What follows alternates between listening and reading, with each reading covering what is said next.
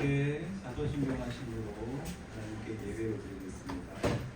전능하사 천대를 만드신 하나님 아버지를 내가 믿사오며 그 외아들 우리 주 예수 그리스도를 믿사오니 이는 성령으로 잉태하사 눈으로 하나님께 하시고 본디오 빌라도에게 고난을 받으사 십자가에 못 박혀 죽으시고 장사한 지 사흘 죽은 자 가운데서 다시 살아나시며 하늘에 오셔서 전능하신 하나님 우편에 앉아 계시다가 그들로서 산자와 죽은 자를 심판하러 오시리라. 성령을 믿사오며 거룩한 공효와 성도와 소통하는 것 죄를 사해 주시는 것과 몸을 사는 것과 영원히 사는 것을 믿사옵나이다.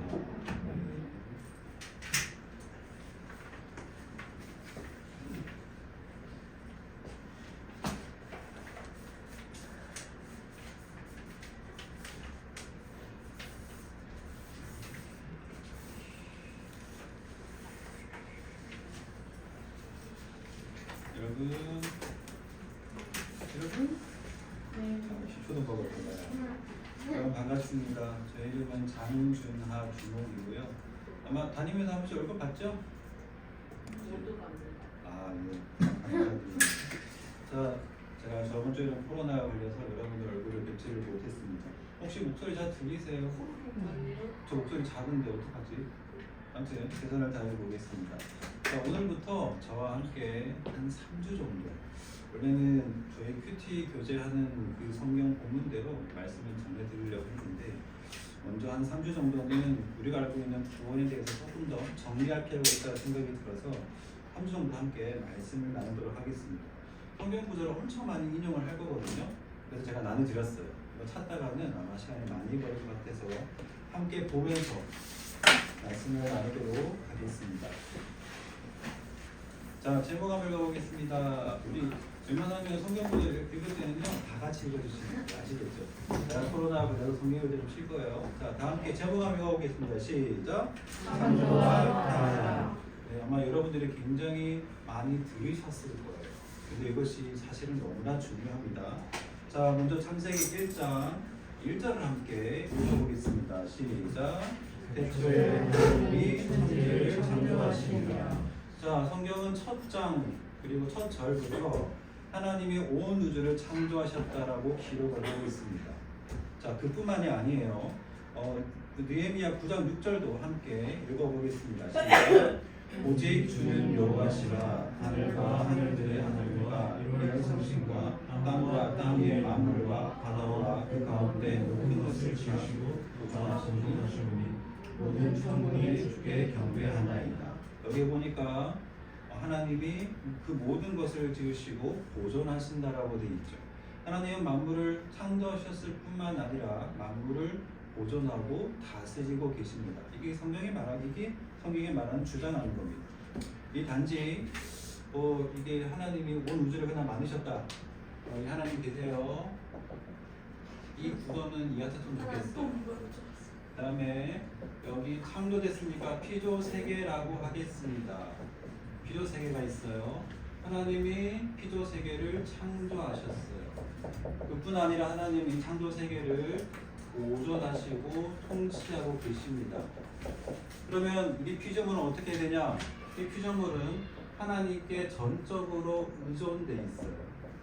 이게 어떤 정도로 의존이 됐든 생각하냐면, 여러분들은 하나님 이 세상을 만드셨으니까 이 세상은 그냥 알아서 자동적으로 돌아가지 않을까라는 생각을 하실지도 모르겠어요. 근데 성경에서는 이 피조 세계 전체가 하나님께 완전히 의존되어 있습니다. 혹시 여러분들이 알고 계시는 과학 법칙 하나 생각해 볼까요? 만유인력 아시는 분? 모시면 맞죠? 우리 뉴턴. 아, 맞아요. 만유인력이 제가 지금 기억이 가물가물한데요. 만유인력이 모든 사물이 서로 끌어당기는 뜻이잖아요. 근데 이것이 만유인력인데, 그럼 이 만유인력은 하나님과 별개로 늘 언제나 그렇게 작동하느냐? 여러분 어떻게 생각하세요? 아니에요? 몰라요? 모르게 당연해요. 만유인력은 하나님과 아무 상관없이 그렇게 원래 작동하는 것인가? 아니에요. 만유인력까지도 하나님이 이 세상을 보존하기 위해 만드신 법칙입니다. 그럼 어떻게 되냐? 하나님이 만유인력의 법칙을 바꾸시면 다르게 작동해요. 이 서로 끌어당기는 거 말고 이 서로 미는 거 뭐라고 해요? 서로 끌어당기는 거요? 끌어당기는 거 말고 인력 말고 반대가 뭐예요? 청력 맞죠? 하나님이 어느 날 이 만류의 법칙을 만류 청력의 법칙으로 바꾸신 모든 것은 다 멀어져요. 쉽게 말해서 법칙 자체도 하나님은 그 법칙 자체도 하나님이 만드신 거고 그것조차도 하나님께 의존하고 있습니다. 그것이 성경이 말하는 창조예요. 자, 이뿐만 아니라 하나님은 이 피조 세계에서 모든 피조물뿐만 아니라 사람도 만드셨죠. 맞죠? 그리고 하나님은 이 사람까지도 특히 여러분 하나님의 자녀 여러분들도 하나님은 보호하고 인도하고 계세요. 근데 혹시 이 중에 하나님이 대체 계신지 모르겠다 또는 계신 건 알겠는데 하나님 내 인생에 관여하고 계시다 일하고 계신다는 걸 못 느끼는 사람 혹시 있어요? 너무 솔직한데? 이건 대답을 원한 게 아니었어. 그냥 마음속으로. 혹시 그런 사람 있을 수 있죠? 왜 그러냐? 여기 시편 139편 7절 10절 있거든요. 함께 읽어보겠습니다. 시작. 내가 주의 영을 떠나 어디로 가면 주의 앞에서 어디로 피하리까? 내가 하늘에 올라갈지라도 거기 계시며 수월에 내 자리를 펼지라도 거기 계십니다. 내가 새벽 날개를 치며 하늘 끝에서 조할지라도 거기서 주의 손이 나를 인도하시며 주의 오른손이 나를 붙드시리이다. 이 시편은 다윗의 고백이에요. 시편은 다윗이 뭐라고 하냐? 내가 어디로 도망가든 거기 하나님 계셔. 어디로 가든 하나님은 나와 함께 계시고 주의 오른손이 나를 인도하신다. 주의 오른손이 나를 붙드신다. 이게 뭐냐면 다윗이 하나님을 경험하고 있는 거예요. 그럼 왜 우리는 경험하지 못하냐? 이유는 진짜 딱 하나예요. 내가 하나님과 얼마나 친한가. 딱 하나, 친밀함이 문제예요. 제가 그 군대 제대하고 나서 군대 제대 때 제가 30살이 됐거든요. 제대하고 나서 이제 다시 대학을 복학하고 그리고 자취방에서 제가 뭘 했냐면 아침 저녁으로 기도를 했어요. 기도를 뭐라 했는 줄 알아요? 하나님 대체 어디 계세요? 내 안에 계신다는 말 너무 많이 들었는데 대체 하나님 어디 계세요? 제가 그걸 거의 몇 달을 기도를 했어요. 도대체 모르겠는 거예요. 근데 하나님이 어떻게 하시냐? 제가 어떻게 그때 기도를 했냐면 그냥 기도하지 않고 제가 그때는 성경을 읽지 않았어요.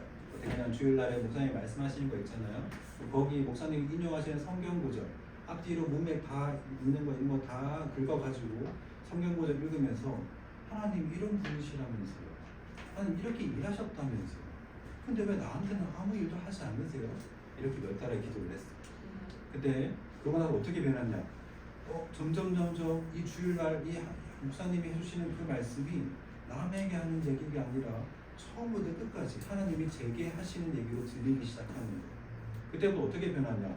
제가 하나님께 기도를 하게 되는데 하나님 그 기도를 진짜 계속 응답하세요.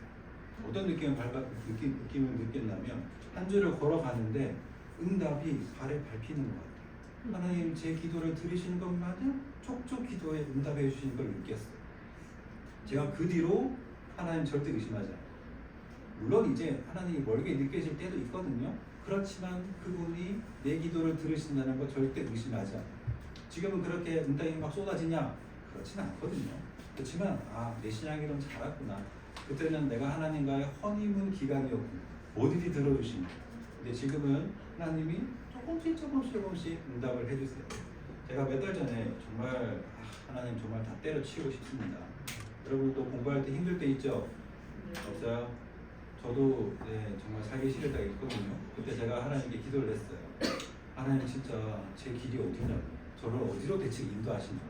너무 답답해서 기도를 하는데 그날 읽었던 성경이 민수기였어요. 민수기에 무슨 성경이 나오냐면 이스라엘 백성들이 구름 기둥을 통해서 인도받는 장면이 나와요. 뭐라고 딱 써있냐면 구름이 이틀이든지 한 달이든지 1년이든지 성막 위에 머무를 때는 이스라엘 백성들이 움직이지 않았다.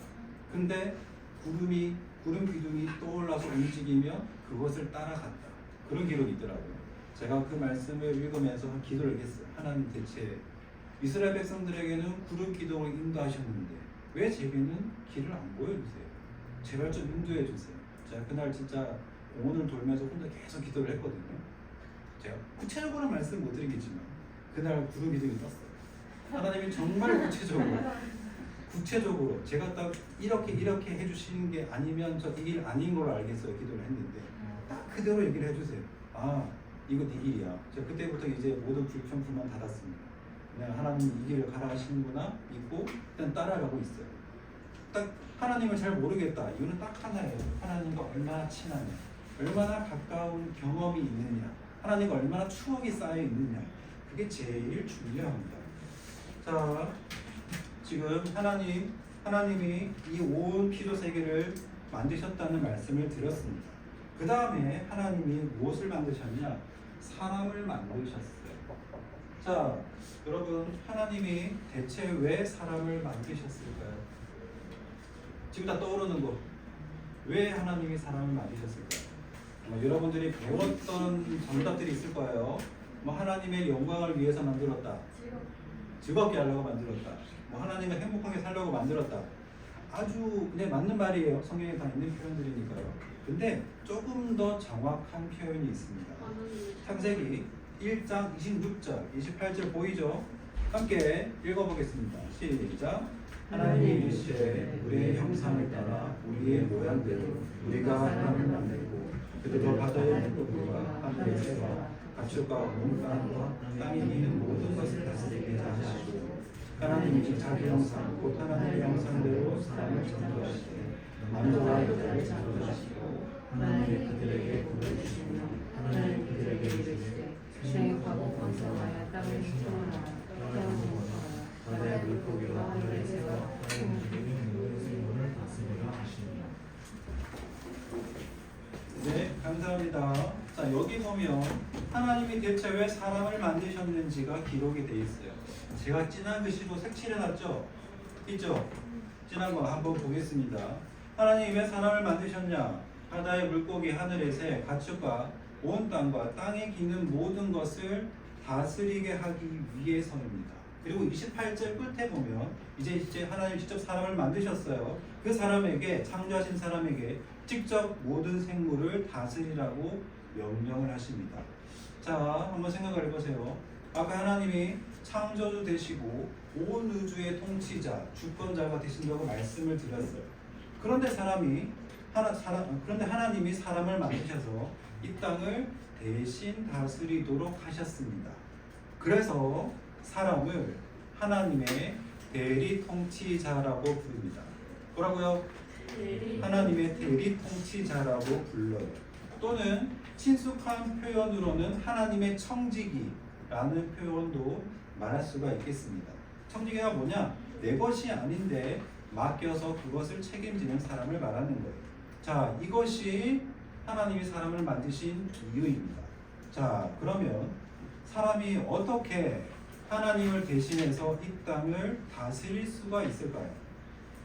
대체 어떻게? 바로 이 때문에 하나님이 유일하게 사람만 다른 피조물과는 다르게 특별하게 만드셨습니다. 아까 27절 읽었는데요. 27절 함께 한번 읽어보겠습니다. 시작. 하나님이 자기 형상, 곧 하나님의 형상대로 사람을 창조하시되 남자와 여자를 창조하시고. 자, 분명 하나님이 사람을 하나님의 형상대로 만들었다고 기록을 하고 있어요. 여기서 또 질문. 하나님의 형상은 또 대체 뭘까요? 말 안 하셔도 돼요. 머리에 떠오르는 거 뭐 있죠? 그럼? 인간. 인간을 왜 하나님의 형상으로 만들었냐? 보통 이렇게 많이 들었을 거예요. 뭐 하나님은 보이지 않는 영이시니까 사람을 영적인 존재로 만들었다. 그게 하나님의 형상이다 라고 아마 저도 그렇게 배웠거든요. 근데 그게 틀린 말은 아닌데요. 사실 이 형상이라는 뜻의 정확한 뜻은 동상입니다. 동상하면 뭐가 떠오르세요? 여러분? 자, 혹시 여러분 광화문 가보신 분? 광화문을 가봤다. 나는 가봤다. 가면 뭐 있어요? 광화문에 가면 그 동상 있잖아. 두 개 있대.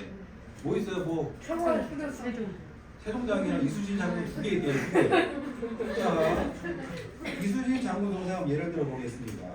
만 여러분들이 가보셨다면 이순신 장군 동상을 볼 수가 있어요. 또 모르는 친구가 있어가지고 쟤 뭐냐 물으면 저거 임순신한테 우리나라 거신 그 장군님 아니야라고 얘기해 줄 수 있겠죠.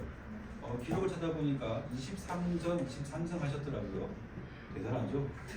진짜 대단하신 분이에요. 그분 때문에 우리나라 살아있는 거예요. 아무튼 일단 생각을 해보세요. 이 이수진 장군 동상이 그때 임진왜란 때 우리나라를 지키신 그 이수진 장군인가요? 그 동상이 임진왜란 때에 나라를 지키신 그분인가요? 그분은 아니에요. 근데 이수진 장군 동상은 누구를 떠올리게 해요? 이수진 장군을 떠올리게 합니다. 이게 바로 동상의 뜻이에요. 자, 사람은 하나님의 형상, 하나님의 동상으로 지음을 받았어요. 그러니까 사람은 하나님이에요, 아니에요? 하나님이 아니에요. 근데 사람은 하나님은 아니지만 보이지 않는 하나님을 보여주는 존재입니다. 그러니까 모든 피조물들이 사람을 보고 누구를 보냐? 하나님을 보는 거예요. 어떻게 사람이 이 땅을 하나님을 대신한 다스릴 수가 있냐? 바로 사람이 하나님의 형상이기 때문이에요. 사람을 보면 하나님이 보이기 때문에 모든 피조물이 사람에게 복종하는 겁니다. 그러니까 사람은 자기의 능력과 지혜로 이 땅 다스리는 게 아니에요. 하나님으로부터 능력과 지혜를 부여받아 이 땅을 대신 다스리는 존재입니다. 자, 그리고 하나님이 사람에게 명령하신 게 하나 있어요. 창세기 2장 16절, 17절이죠. 함께 읽어보겠습니다. 시작. 여호와 하나님이 그 사람에게 명하시되 동상 각종 나무의 열매는 네가 먹으려고 선악을 알게 하는 나무의 열매는 먹지 말라. 내가 먹는 날에는 반드시 죽으리라 하시니라. 하나님이 각종 나무의 열매 다 먹도록 해놓고 딱 선악과만 먹지 말라고 하셨어요. 다른 구절 보면 이 선악과를 어디다 갖다 놨냐? 동산 제일 중앙에 잘 보이게 갖다 놨거든요. 대체 왜 이런 얘기를 하셨을 거예요? 왜 이 열매를 먹으면 반드시 죽는다고 이런 말씀을 하셨을 거예요. 자, 시편 8편 5절 6절이죠. 함께 읽겠습니다. 시작. 그를 하나님보다 조금 못하게 하시고 명화와 존귀로 만드시셨나이다. 주의 손으로 만드신 것을 다스리게 하시고 만물을 그의 발 안에 두셨으니. 자, 하나님이 사람을 만드셨는데요. 너무나 존귀하게 만드셨어요. 여기 보면 그를 하나님보다 조금 못하게 하시라고 번역이 돼 있어요. 그런 성경은 그를 천사보다 조금 못하게 하시라고 번역을 해놨어요. 아니 어떻게 사람을 하나님께 비길 수가 있겠냐. 그래서 옛날 성경에는 천사보다 조금 못하다라고 번역을 해놨는데 이제는 또 번역이 바뀌어서 하나님보다 조금 못하게 만들었대요. 생각을 한번 해보세요. 사람을 얼마나 존귀하게 만드셨는지 만물을 그의 발 아래 두셨어요. 그러면 생각을 해보세요. 사람이 어떻게 되기가 쉬울까요? 어떻게 되기가 쉬울까요? 여기 하나님이 있고 필요세계가 있고 이 정점에 사람이 있습니다. 그리고 모든 만물을 사람이 대신 다스리도록 하셨어요. 그러면 사람이 어떻게 되기가 쉽냐? 교만하게 되기가 굉장히 쉬워요. 당연하겠죠. 이제 모든 것들이 자기에게 복종하기 때문에. 자, 우리가 보통 선악과를 생각할 때 굉장히 무시무시한 것, 굉장히 악한 것 이런 것으로 생각하기가 쉬워요. 하나님 대체 그걸 왜 만드셨지?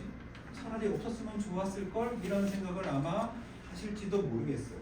근데 선악과는 결코 무시무시한 것이거나 악한 것이 아니에요. 선악과는 족쇄가 아닙니다. 혹시 여러분들 중에 아직 결혼하시면 어떻게죠? 결혼하신 분 고생님하고 저하고 중에 있네요. 자, 결혼을 하게 되면 뭘 하죠? 결혼 반지를 서로 낍니다. 혹시 여러분 요즘에도 커플하면 커플링 끼나요? 그런 거 안 해요? 요즘에 해요? 저는 결혼할 때 결혼 반지 그런 거 안 하고요. 애플워치로 서로 결혼. 혹시 실용적인 거. 어차피 그 반지를 끼겠어요. 그래서 이런 걸로 했습니다. 자, 이렇게 결혼 반지는 뭘 뜻할까요? 이 결혼 반지라는 거. 결혼 반지는 이 부부간의 결석을 의미하는 거예요. 이 결혼 반지가 족쇄예요? 아니에요. 이 결혼 반지는 서로에 대한 사랑, 신뢰, 헌신 이런 거를 보여주는 증표가 바로 결혼 반지입니다. 마찬가지예요. 그럼 선악과는 올바른 결혼 생활을 하고 있다는 걸 보여주는 결혼 반지와 똑같이 내가 하나님과 올바르고 바른 관계, 아름다운 관계에 있다는 것을 보여주는 게 바로 선악과입니다. 선악과는 너는 피조물이야. 창조주인 나에게 의존하고 살아라. 나를 매일매일 경외하고 살아라. 이게 바로 선악과의 뜻이에요. 매일매일 하나님의 주권자 되심 인정하고 하나님으로부터 사랑, 지혜, 능력을 부여받아 이 땅에서 이 땅을 다스리고 살아라 라고 주신 게 바로 선악과예요. 그래서 선악과는 결코 악한 것이 아니고요. 오히려 선악과는 선한 것입니다. 여러분들이 또 인간이 교만하지 않도록 하나님이 만들어 놓으신 장치예요. 그래서 여러분들이 뭐 어떻게 들으실지 모르겠지만 지금 여러분의 인생에도 선악과가 있어야 돼요. 내가 하나님과 올바른 관계에 있는지를 확인할 수 있는 그 무언가가 있었으면 좋겠어요. 그게 큐티교일 수도 있고요. 기도의 시간일 수도 있습니다. 자, 그러면 세 번째로 대체 이제 창조 끝나고 타락으로 넘어가요. 대체 죄는 무엇일까요? 여러분 죄가 뭐라고 생각을 하십니까?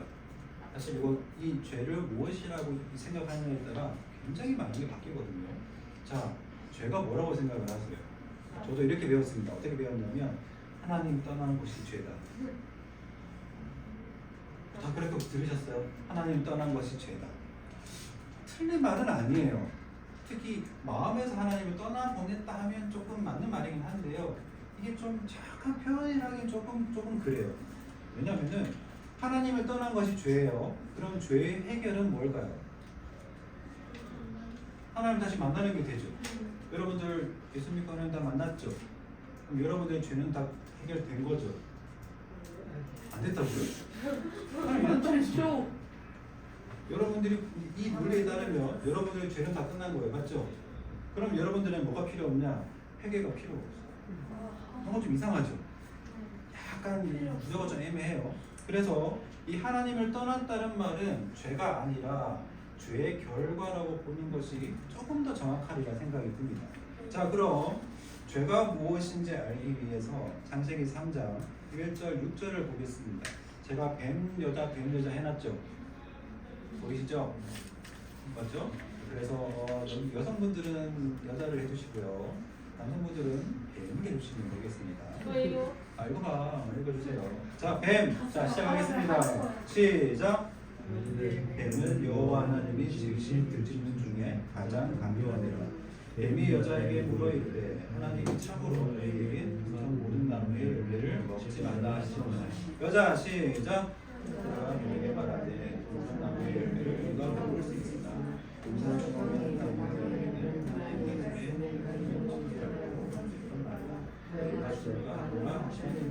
뱀 시작합니다. 시작. 뱀이 여자에게 이르되 너희가 결코 죽지 아니하리라. 너희가 그것을 먹는 날에는 너희의 밟아져 하늘과 같이 사자를 줄 하나님이 하시리라. 여자 시작.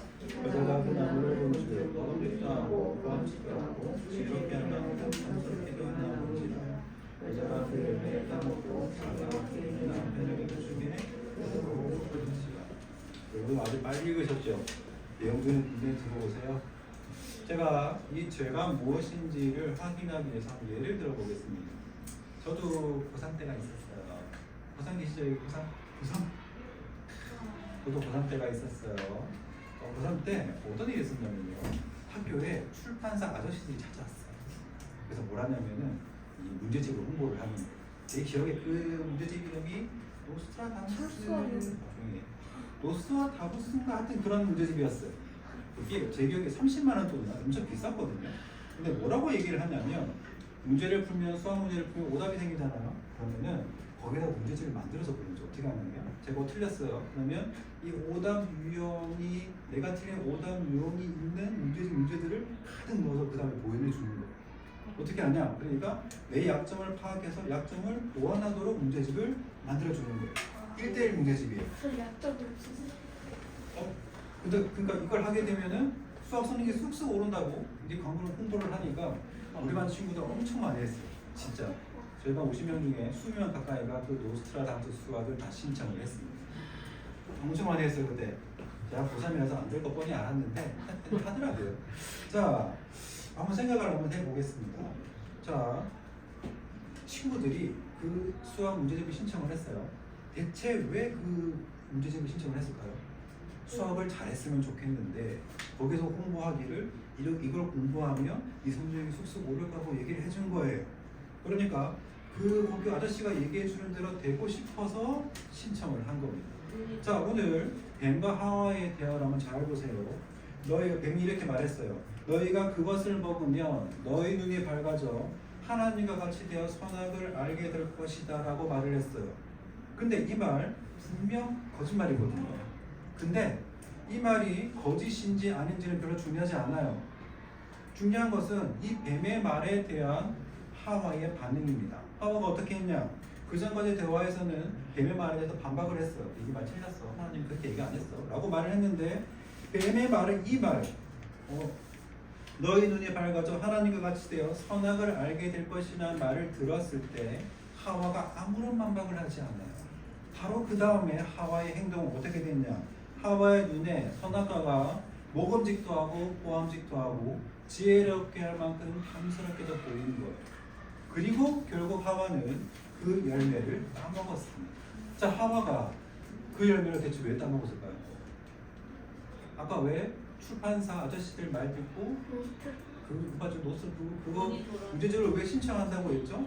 그 자신의 말대로 되고 싶은 거예요. 하와가 왜 그 열매를 먹었냐? 뱀의 말처럼 되고 싶은 거예요. 뱀이 뭐라고 했어요? 너희가 먹으면 하나님처럼 될 거다라고 했죠. 그러니까 왜 하와가 그걸 먹었냐? 하나님이 되고 싶은 거예요. 이게 바로 죄입니다. 하와는 선악과를 먹었어요. 근데 선악과를 먹기 전에 이미 하나님이 되고자 하는 마음을 먹었습니다. 이 선악과를 먹는 행위는 그 마음이 드러난 그 마음의 표시일 뿐이에요. 사실 하와는 하나님의 대리 통치자예요.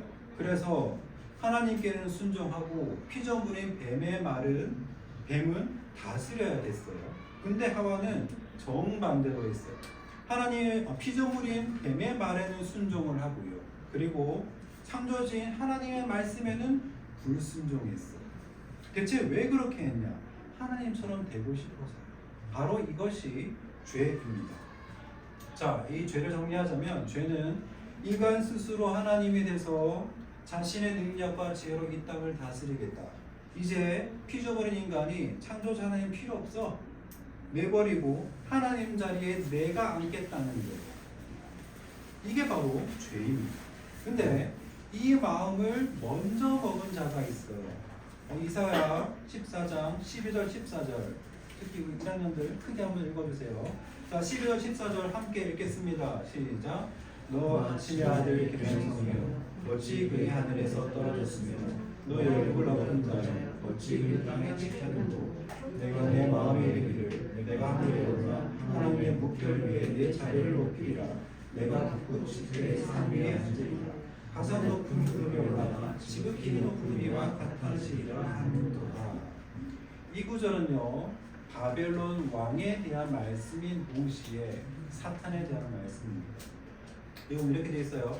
내가 하늘에 올라 하나님의 묵별 위에 내 자리를 높이리라 지극히 높은 이와 같아지리라.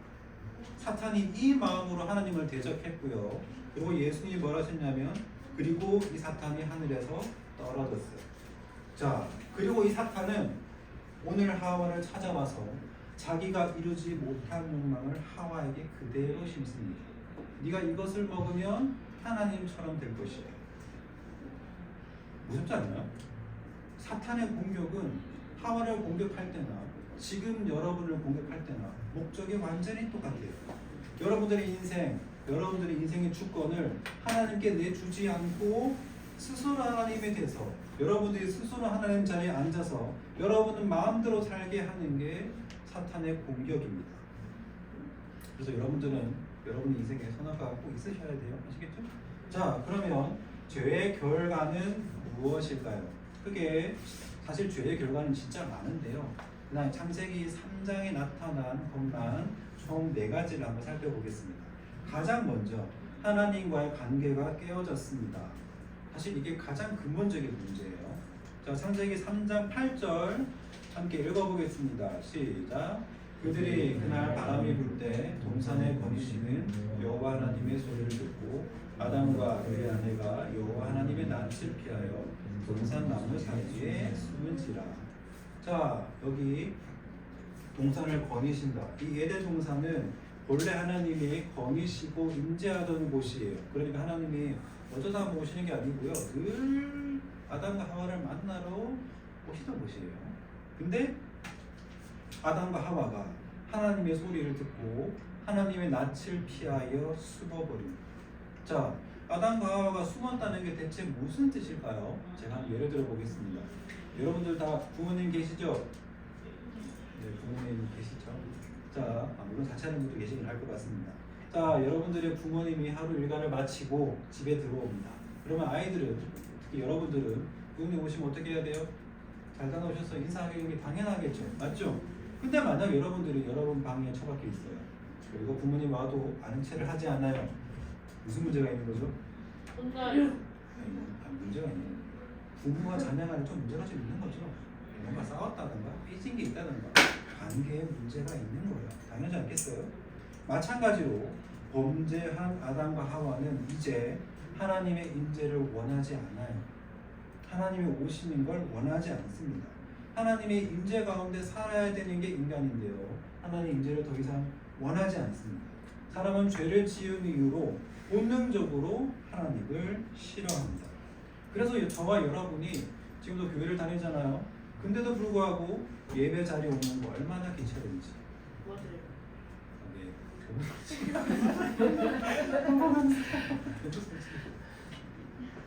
기도하거나 성경 읽는 게 뭐 집에서 유튜브 보거나 요즘 뭐죠? 틱톡이었나요? 그런 거 보는 것보다는 기도하는 거 성경 읽는 게 생각보다 쉽지가 않아요. 할 수 있는 거잖아요. 시간 많잖아요. 근데 잘 안 돼요. 왜냐? 사람은 이제 본능적으로 하나님을 가까이 하는 것이 싫기 때문이에요.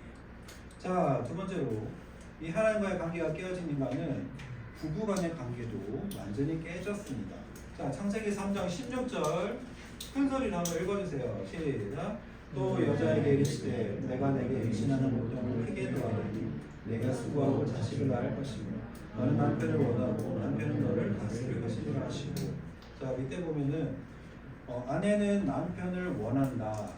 그리고 남편은 아내를 다스린다라고 합니다. 이 말들이 왠지 남녀 간의 불균형이 느껴지는 건지 모르겠지만 한번 보겠습니다. 여기서 이 원한다, 아내는 남편을 원한다는 단어가 창세기 4장 7절에도 쓰이거든요. 4장 7절을 함께 읽겠습니다. 시작. 내가 선을 행하면 어찌 낯을 들지 못하겠느냐. 선을 행하지 아니하면 죄가 문에 엎드려 있느냐. 죄가 너를 원하나 너는 죄를 다스리지니라.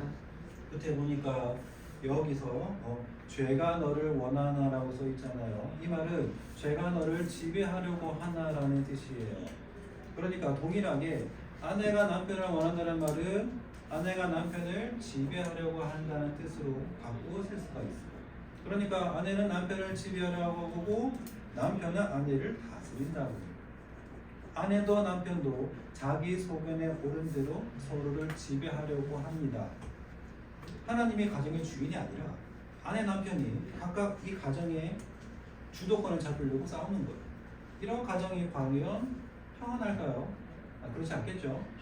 물론 저와 여러분들의 부모님은 예수를 믿고 나서 주님을 하나님을 가정의 주인으로 모시고 살기 때문에 아마 그런 갈등이 적겠지만은 그렇지 않은 가정들에서는 많은 갈등들이 있습니다.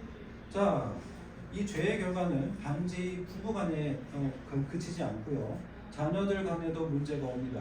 여러분들 인류의 제일 첫 사람을 죽이는 일이 어떤 관계에서 일어났는지 아시죠? 범죄.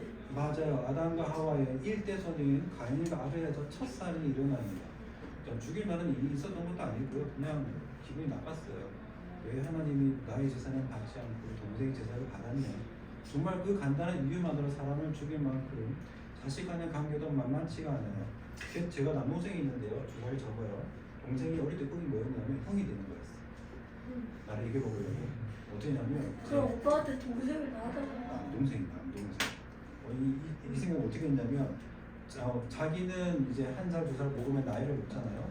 형은 나이를 안 먹는 줄 알았나. 그래서 이제 자기가 2년 지나면 형이 된다고 생각을 했어. 그래서 내가 형 할 거라고. 어떻게든 나를 이겨 먹으려고 그랬어. 지금 생각하면 웃기긴 한데요. 그게 가장 기본적으로 사람의 머리에 깔려있는 어떻게든 주도권을 잡기 위한 노력이 아닐까 그런 생각이 들었습니다. 자, 사실 가정은 좀 괜찮아요.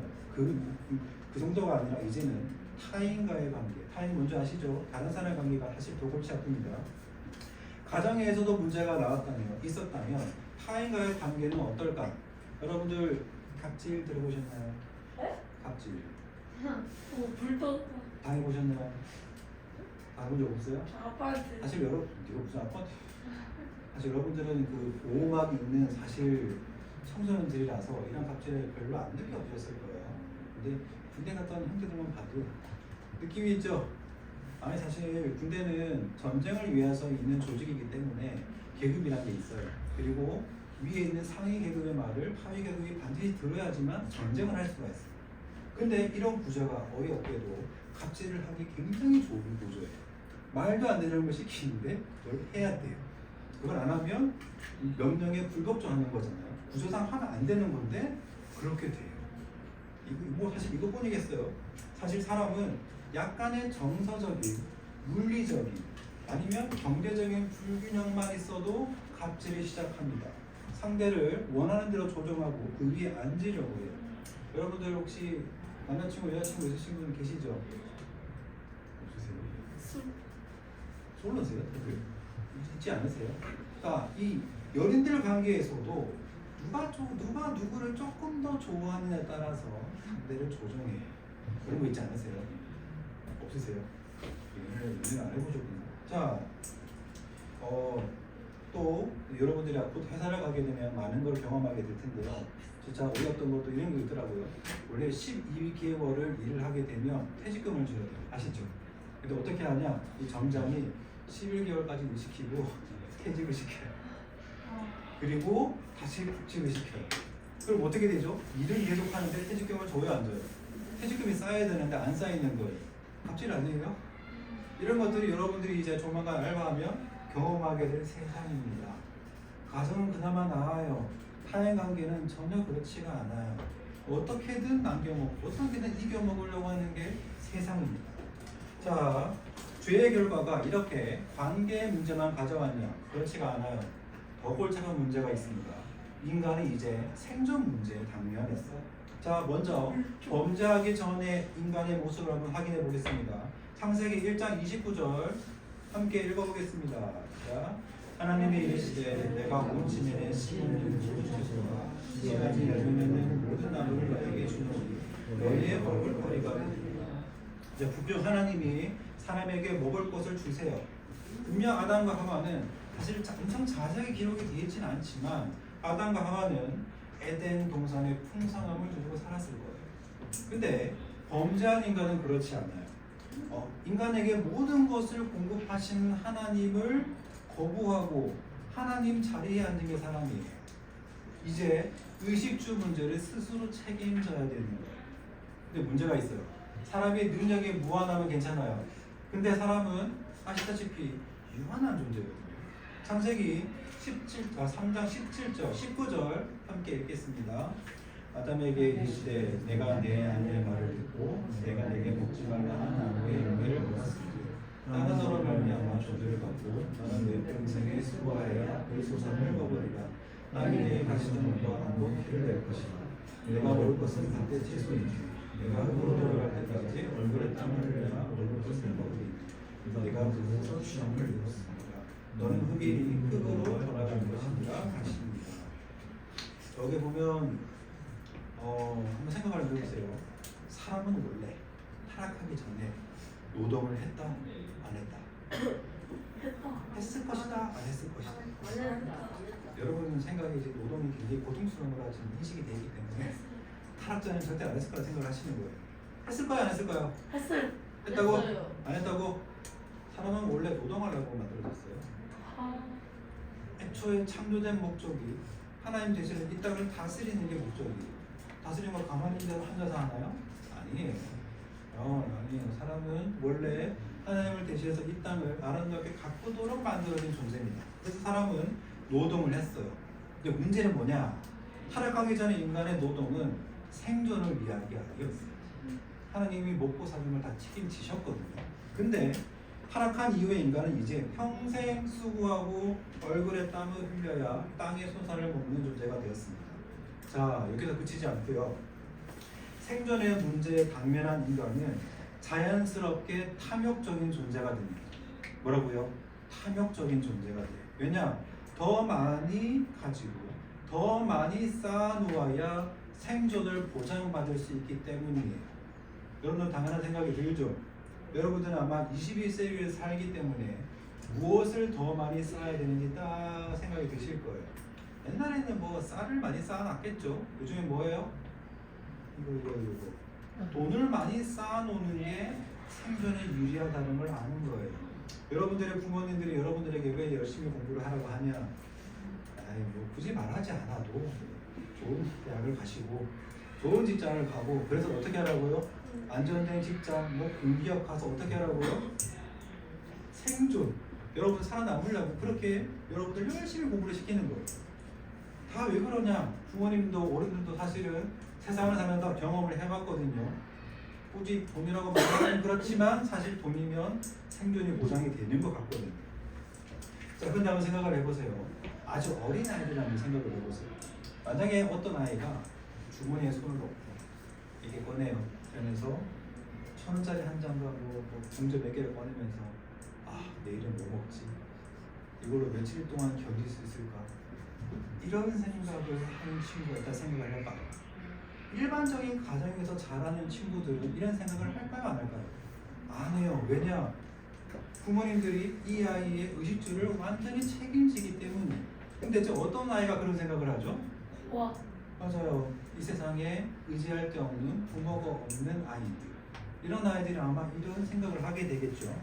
바로 딱 이게 인간을 거부한, 하나님을 거부한 인간의 모습입니다. 자, 보통 양육강식이란 말 들어봤죠? 이거 언제 써요? 양육강식이란 말 언제 쓰는 말이에요? 어떤 세계를 표현할 때 쓰는 말이죠? 자본주의. 뭐요? 자본주의. 왜 자본주의야? 똑똑한데? 사실은 동물의 세계를 표현할 때 양육강식이라는 말 쓰잖아요. 근데 이거는 인간의 세계에서 쓸 수 있는 말입니다. 창세기 6장에 보면 노아에 대해 이런 말이 있어요. 하나님의 아들들이 사람의 딸들의 아름다움을 보고 자기들이 좋아하는 모든 여자를 아내로 삼았다. 여기 하나님의 아들들 그리고 사람의 딸들에 대한 해석이 좀 분분하긴 한데요. 어떤 해석은 하나님의 아들들을 폭군이라고 해석을 하기도 합니다. 쉽게 말해서 힘이 있는 사람이 자기가 원하는 여자를 마음대로 빼앗았다는 뜻이에요. 아마 이때는 법이 없던 시대인 것 같아요. 그러니까 어떻게 하냐? 자기 힘으로 여자를 빼앗아요. 만약 결혼을 했어요. 어떻게 하려고 그러면 신랑을 죽이거나 신랑을 때려 눕히거나 해서 여자를 마음대로 데리고 와서 살던 그런 시대란 말이에요. 쉽게 말해서 타인에 대한 갑질이 당연하고요. 그리고 탐욕이죠. 많이 쌓아놓는 탐욕이 함께 작동해서 남의 것을 힘으로 마음껏 빼앗던 시대가 창세기 6장의 시대입니다. 자, 그러면 현대는 다르냐? 여러분 살고 있는 21세기는 다르냐? 아니에요. 훨씬 더 세련되고 고급스럽게, 고급지게 남을 짓밟는 시대입니다. 경험 많이 해보셨으면 드라마를 보시면 바로 느낌이 오실 거예요. 자, 이렇게 생존 문제에 허덕이는 인간은 두 번째 한 문제가 있습니다. 삶의 목적과 방향을 상실했습니다. 아까 사람은 처음부터 하나님이 분명한 목적을 가지고 만든 존재라고 말씀을 드렸어요. 하나님을 대신해서 이 땅을 다스리는 존재로 하나님이 만드셨는데 이 하나님, 창조주 하나님을 걷어치우고 나니까 이제는 왜 살아야 되는지 삶의 목적과 방향을 모르겠는 거예요. 그래서 사람들이 어떻게 하냐? 생존 문제, 먹고 사는 게 급하니까 여러분들의 부모님들은 의식주 문제에 왜 사는지는 전혀 생각하지 못하고요. 먹고 사는데 급하고요. 여러분들은 어때요? 공부하는데 급하죠? 그렇지 않으세요? 왜 공부하는지에 대해서는 생각할 겨를조차도 없어요. 왜냐? 여러분도 곧 몇 년 뒤면 생존 경쟁에 시달리게 돼 있어요. 당연하죠. 그렇기 때문에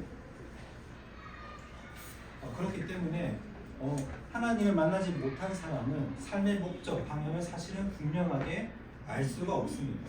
반대로 하나님을 만난 사람이어야지만 하나님으로부터 삶의 목적과 의미를 부여받아요. 여러분들이 뭐 앞으로 어떤 일을 하실지 모르겠지만 하나님이 여러분을 부르신 이유는 성공이 전혀 아니에요.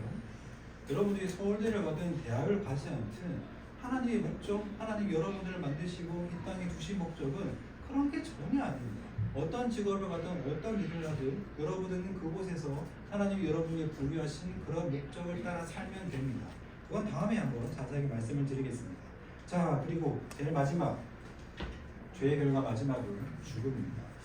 자, 여러분, 저와 여러분들은 죽음을 당연하게 생각을 해요. 혹시 장례식장 안 가본 사람? 한 번도 가본 적 없어? 네. 혹시 한 번도 안 들어봤어? 어릴 때도 기억 안 나? 네? 어릴 때도 한 번도 가본 적이 없어? 안 장례식장에? 먹었어요. 아마 여러분들은 다 가보셨죠? 어떤 모양으로든 뭐 외할머니든 아니면 뭐 어떤 경우든 아마 장례식장을 가보셨을 거예요. 저도 제 어머니를 먼저 보냈습니다. 정말 안타까운 일이죠. 오빠는 참안 들어가서. 아, 왜 그러세요? 어쨌든 여러분들도 아마 장례식을 가보셨기 때문에 죽음을 당연하다 생각을 할 거예요. 맞죠? 근데 과연 죽음이 자연스러운 것인지 한번 생각을 해보겠습니다. 두 가지 이야기가 있어요. 실제로 있었던 이야기입니다. 자, 아들을 잃은 과부가 아들을 잃었어요. 너무 슬퍼서 석가를 찾아갔어요. 석가 누군지 아시죠? 교수님. 그래서 석가가 뭐랬냐면은 사람이 죽어나간 적이 없는 집을 한번 찾아보라고 조언을 해줘요. 이때가 어디냐? 대략 지금부터 2500년 전, 길어도 500년 정도 된 상태예요. 이때는 우리나라 마찬가지로 대가족이 굉장히 이상적인 가족 제도였어요. 그러니까 이 쉽게 말해 할아버지, 할머니, 뭐 김족 이렇게 다 같이 모여 살던 그런 동네예요. 그러니까 각 가정마다 조부모 또는 누구의 장례를 치러보지 않은 집이 없는 겁니다. 그래서 역시나 과부가 찾아다니면서 한 번도 죽음이 없었던 집을 찾아다녔지만 찾지를 못했어요. 그리고 석가에게 돌아갔더니 석가가 뭐라고 했냐? 죽음은 모든 집에 있는 자연스러운 일이니까 죽음이라는 순리를 받아들이고 살아라고 같이 가르쳤어요. 근데 비슷한 이야기가 성경에도 나옵니다. 아들을 잃을 과부가 또 나오는데요. 누가복음 7장에 보면 예수님이 나인성에서 아들의 장례를 치르고 있는 과부를 만납니다. 자, 근데 이 예수님은 석가와 죽음을 대하는 태도가 좀 다르세요. 예수님은 과부를 보시고 엄청 불쌍하게 여기세요. 이 불쌍히 여기시다라는 말의 본래 뜻은 어떤 거냐면 창자가 뒤틀려진다. 혹시 창자 꼬여 보신 분? 그래서 병원 가보시고 그러시고 없으세요? 대학 보면 되게 힘들잖아요. 창자가 꼬이면 되게 힘들대요. 어쨌든 이 불쌍하게 여기다는 말이 창자가 뒤틀리다는 그런 뜻이랍니다. 그러니까 예수님이 이 아들 청년의 죽음에 엄청난 비통함과 연민을 느끼셨다는 거예요. 그리고 예수님이 과부의 죽은 아들을 살려주세요. 자, 또 한 장면이 있어요. 요한복음 11장에 보면 나사로가 나옵니다. 나사로 다 아시죠? 네. 나사로가 병들었다는 소식을 듣고 예수님이 나사로를 만나러 가세요. 가는 길에 나사로가 죽었다는 소식을 듣습니다. 우리는 이 뒷이야기를 다 알고 있어요. 예수님이 가셔서 나사로를 살려주십니다. 그런데 좀 이상해요. 예수님은 가셔서 나사로를 살려주실 텐데 예수님은 나사로의 죽음에 눈물을 흘리세요. 생각해보세요. 좀 있으면 가서 짠 나타나가지고 친구 살려주면 되게 좋은, 기분 좋은 거 아니에요? 근데 예수님은 눈물을 흘리세요. 대체 왜 그러냐? 예수님은 사망에 굴복할 수밖에 없는 인간의 사랑이 정상이 아니라는 걸 알고 계시기 때문입니다. 아까 읽었던 창세기 2장 17절을 제가 한 번 더 읽겠습니다. 선악을 알게 하는 나무의 열매를 먹지 말라. 내가 먹는 날에는 반드시 죽으리라 하십니다. 하나님이 선악과 알고 반드시 죽겠다고 경고를 하셨고요. 그 다음 창세기 3장 19절에는 인간이 선악과를 먹었어요. 그러니까 이제 하나님이 직접 인간에게 사망을 선고하셨습니다. 로마서 5장 12절 있죠? 함께 읽어보겠습니다. 시작. 그러므로 한 사람으로 말미암아 죄가 세상에 들어오고 죄로 말미암아 사망이 들어갔느니 이와 같이 모든 사람이 죄를 지었으므로 사망이 모든 사람에게 이르렀느니라. 성경은 죄를 지음으로 죽음이 모든 사람에게 이르렀다고 단언합니다. 결코 죽음은 자연스러운 게 아니에요. 죽음은 인간의 범죄로 선고된 죄의 결과입니다. 이것이 성경이 말하는 죄 아래 있는 인간의 모습입니다. 자, 오늘 말씀을 마무리 짓겠습니다. 아이고, 첫 설교, 아이고, 잘 들어서 너무 감사하고요. 자, 지금도 사탄은 저와 여러분을 공격을 하고 있습니다. 어떻게 공격을 하고 있냐? 아까 말씀드렸죠. 사탄의 공격의 목적은 여러분들 위에 계신, 우리에 계신 창조주 하나님을 갖다 버리고 여러분 인생, 여러분 마음대로 살게 하는 게 목적입니다. 그래서 여러분은 어떻게 해야 되냐? 이 죄를 멀리 하셔야 돼요. 아주 간단해요. 하나님을 여러분의 인생의 주인으로 모시는 거예요. 인생의 주인으로 모신다니까 아주 막연하게 생각할 수가 있는데요. 사람이 살다 보면 사람은 여러 가지 영역이 있어요. 어떤 것은 하나님께 맡기는데 어떤 것은 맡기지 않은 영역이 있어요. 요즘 그런 거 있지 않으세요? 예를 들어서 저의 부모님 하나님께 능히 맡길 수 있는데 제 일은 하나님께 못 맡겨요. 제 공부는 하나님께 맡기지 않아요. 하여튼 어떤 영역이든 절대 놓지 않고 하나님께 맡기지 않는 영역이 있어요. 그것을 하나님께 맡기시기를 바래요. 그래야 사탄에게 이걸 갖지 않습니다. 자, 그럼 어떻게 해야 되냐? 여러분들 제일 중요한 거 어떻게 죄를 멀리하고 죄를 멀리하고 사탄의 공격을 막을 수가 있냐? 여러분들이 기도를 하셔야 돼요. 기도에 대한 여러 가지 정의가 있는데요. 기도를 또 이렇게도 표현할 수가 있어요. 하나님이 하나님 되심을 인정하고 하나님께 주인의 자리를 내어드리는 행위가 기도거든요. 그래서 여러분들이 갖고 있는 여러분의 인생의 수많은 영역들을 기도로 하나님께 주인의 자리를 내어드리는 것, 그것이 바로 기도니까 여러분들 올해 혹시 기도의 시간이 없으셨다면 기도의 시간을 만드시고 말씀을 읽으시고 그래서 사탄의 공격을 늘 이겨내시는 청년연구 학생들 되시기를 바라겠습니다. 제가 기도하고 주기도문으로 예배를 마치겠습니다. 하나님 감사합니다. 올해 저와 함께 청소년들을 맡아 하나님의 말씀을 주심을 감사를 드립니다. 이 청소년들 아이들이 사탄의 공격을 막을 수 있도록 죄를 멀리하고 우리의 인생에 하나님을 주인으로 모시고 하나님께 인생을 내어드리는 기도의 시간을 확보하는 올해가 될 수 있도록 하나님 인도하여 주십시오. 예수 그리스도의 이름으로 기도합니다. 아멘. 주기도문으로 기도 마치겠습니다. 하늘에 계신 우리 아버지여, 이름이 거룩히 여김을 받으시오며 나라가 임하시고 뜻이 하늘에서 이루어지는 같이 땅에서도 이루어지이다. 오늘 우리에게 일용할 양식을 주시옵고 우리가 우리에게 죄의 정죄를 사하여 준 것 같이 우리 죄를 사하여 주시옵고 우리 시험에 들게 하지 마시옵고 다만 땅에서 구하시옵소서. 나라와 권세와 영광을 아버지께 영원히 있사옵나이다. 아멘.